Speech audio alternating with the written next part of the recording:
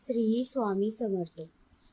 अधिक मासात कोणकोणत्या गोष्टींचा त्याग करणे शुभ मानले जाते? अधिक मास म्हणजेच मन, वाणी आणि वागणूक शुद्ध करण्याचा महिना मानला जातो. त्यामुळे काही गोष्टींचा त्याग करणे परंपराच आहे.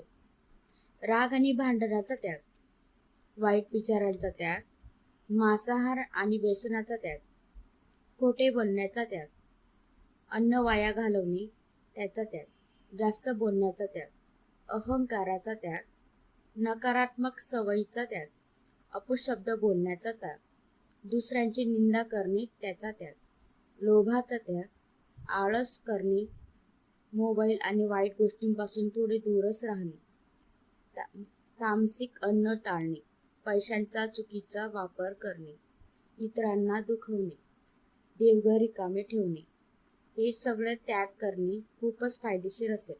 अधिक मासात दान हेही श्रद्धेनुसार करावे असे मानले जाते. दान मोठेच असावे असे नाही. मनापासून केलेले दान पुण्यवान ठरते. गरीब व गरजूंना करा. वृद्ध व्यक्तींना दान करा. गायींना चारा द्या. मंदिरात दान द्या. विद्यार्थ्यांना दान द्या. पक्षी व प्राण्यांना दान करा. श्री स्वामी समर्थ. भक्त सांगतात, दानाची किंमत